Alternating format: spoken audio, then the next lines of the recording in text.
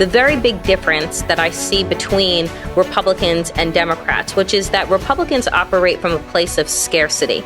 There isn't enough. There isn't enough to go around. And so I must hoard as much as possible. And it is my God-given right as a white person in this country that I believe that I founded to have as much as I can, right? Whereas Democrats, you would think that the alternative would be the ideology of abundance and that they would go to this place to really say that we are the richest nation in the world, that we have more than enough to go around. And this is how, by virtue of giving pathways to citizenship, that we create like this greater, this bigger and better country that has better production, that has better education, that has all of these other aspects, but they don't, because they run from it, to your point about the idea that, oh, we're just opening up the borders and everybody and anyone can come in. And I just wonder, when we look at the fact that where we are right now with white nationalism in this country is, in fact, the white lash to the Obama administration, but it is also the white lash to the announcement that our demographics were shifting. Right? That you were seeing, preschool classes that were browner and blacker than, that were coming up. And that the timeline 2030, 2050 or whatever you were looking at was upon us. And that is what has freaked, white people out. We're going to lose everything. And so I wonder, Jean, what does it look like, or is there an opportunity? And you mentioned it when you were speaking about George Floyd.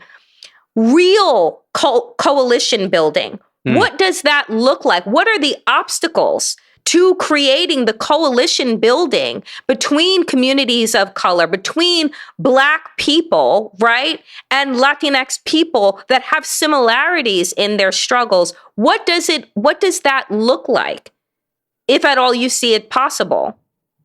I do see it possible, and I've seen it. It has happened before. I think in California, when California experienced similar demographic change and white people became, or non-Hispanic white people became the minority for the first time in the 1990s, there was this huge anti-immigrant backlash and all these measures to oppress immigrant communities.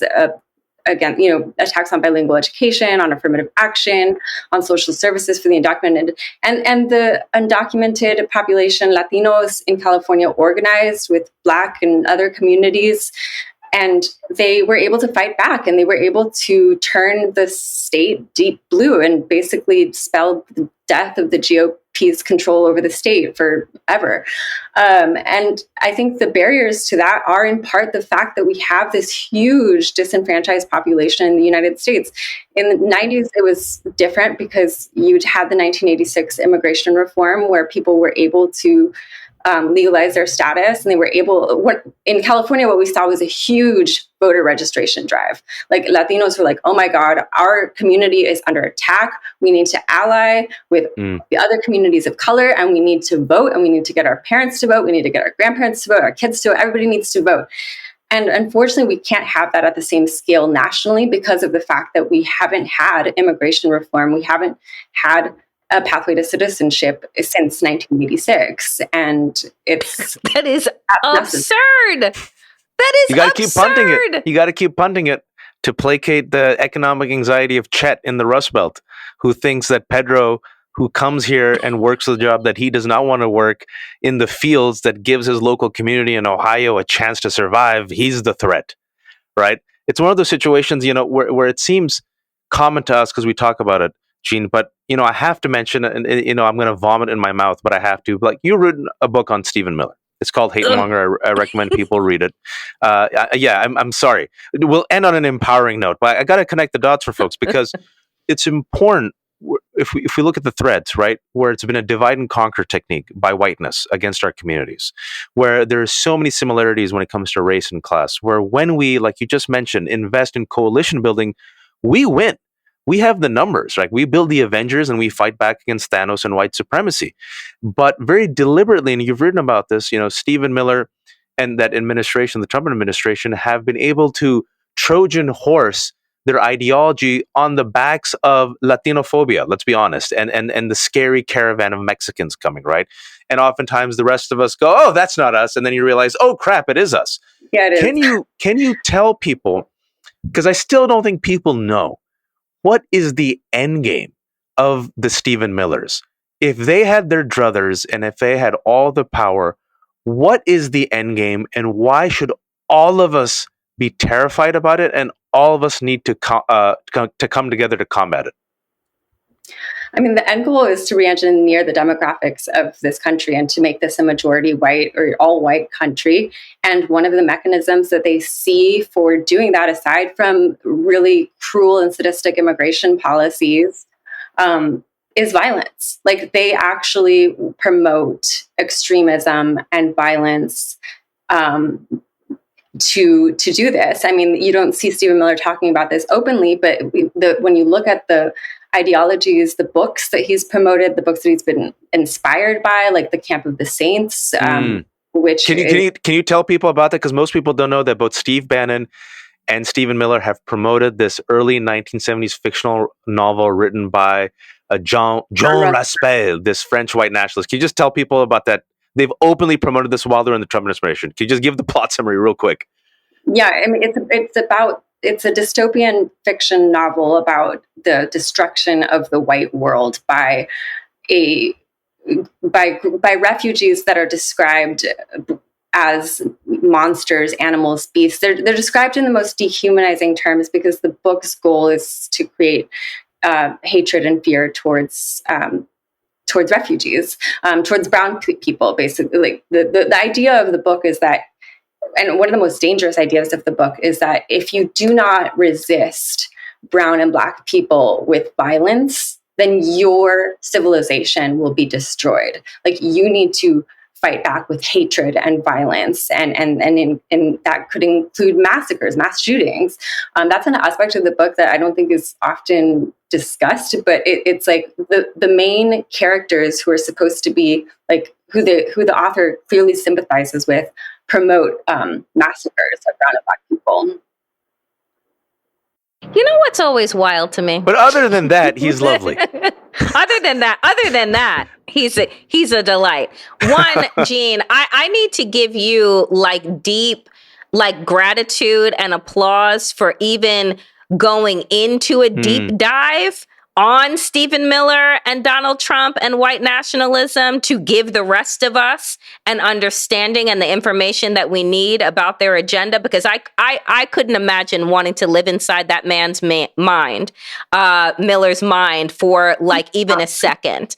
I find him to be absolutely terrifying the way that, Dracula is. But what I find, what I want to say here, and I want to give you an opportunity as we wrap up. What do you think we are missing, right? Like, what do you think that the media, I'll say this, that the media is missing about the rise of white nationalism in this country, about how, as Waj has said, Steve Bannon has these statements that are then read on all of these, news stations that are about the Soros agenda and about this, that, and the other thing, that are just calcifying white supremacy in our minds and normalizing it. So with your work on Hatemonger, what is it that you think mainstream media is missing that we may still have the opportunity to open up people's eyes to now? I think the main thing is the fact that so many people's lives are actually at stake. The fact that this is not a game, that this is not it's not a political game. It's not even just about democracy. It's about like the end goal here is in many of these white supremacists' mind to eliminate brown and black people from this country by any means. And that is an existential threat to millions of people in this country. And I don't think that people a lot of people in the mainstream media, in general, the mainstream media does not understand or does not feel the sense of urgency that communities of color feel, and are not able to convey it to their audiences because they don't necessarily, doesn't impact them. Yeah, yep. Exactly. So even, I don't know, I see it so often treated as a game, and really it's a war. It's a war on our rights. It's a war on our safety, and that sense of urgency, I just don't see it communicated, and how many people's lives are actually at stake. You know, I want to end on an empowering note, if I may, and ask a final question. But I will say I appreciate your writing, Jean. I appreciate you putting this out there, especially through the pages of LA Times and August publication, and the fact that you're very vocal about this. And I remember just now what you were saying, your Instagram. If I could get you like 100 more Instagram followers, I think this will be worth it for you. But I remember you posted this, and this is not the final question I have, but just a comment or just a reflection that, you know, you posted to all your followers this text that you sent your mother, and you thought you were going to die for a second, like your plane was about to like fall apart, and we were like, holy crap. And so we followed your thread, and we're like, oh, she landed, everything's okay. But like, you know, it's like those final moments, you and everyone else on the plane thought those were your final moments, and you shared your final text to the world, and your final text is like, F those fascists. And I'm like, Jean's a good person. Like the fact that you have like limited time. Like, what's my final message to the world? Like, we fought back against those fascists. F them. I'm like, Jean's a good person. She's a real one. She's a real one, that Jean Guerrero. Of all the things she could say, she goes off on that note. But, you know, one way to fight back against fascists is to expose them like you have. But another way is to also invest in our communities and in empowering our communities. And you had this article recently that came out of the LA Times where you make the case where if you want to help America, if you want to help democracy, if you want to help this multicultural coalition, you have to invest in Latinas. And Danielle and I have talked about on this show before, the base of the Democratic Party nationally is Black women. You want to save America, invest in Black women. Black women have saved a country that oftentimes doesn't have its back, but they always have America's back. What's the case for investing in Latinas to invest in America? Well, I mean, it's similar. I mean, Latinas, when you invest in Latinas invest in community. They invest in racial justice. They invest in economic equality. They reach out to the most marginalized in the community and try to lift them up. This is according to research that I cited in my column, But Latinas saved California in the 1990s from the white supremacists who tried to take it over. They've saved California, in my opinion, from the recall election that we had last year, where anti-immigrant nativists lifted up Stephen Miller's mentor, Larry Elder, to try to replace Gavin Newsom. A black man, by the way, ladies and gentlemen. Yep. A black man who says that black people are more racist than white people and who has a lot of white fans. There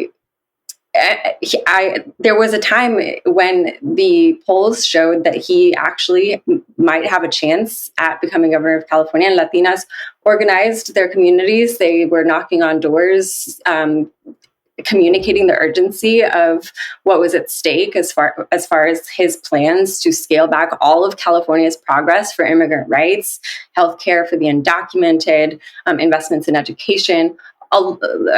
California as a sanctuary state, all of this was at stake, and Latinas once again organized their families, their communities, and saved California. And so we've seen this happen again and again in California, and I think that there's a case for this nationally, that when you invest in Latinas, you're investing in racial justice, you're investing in economic equality.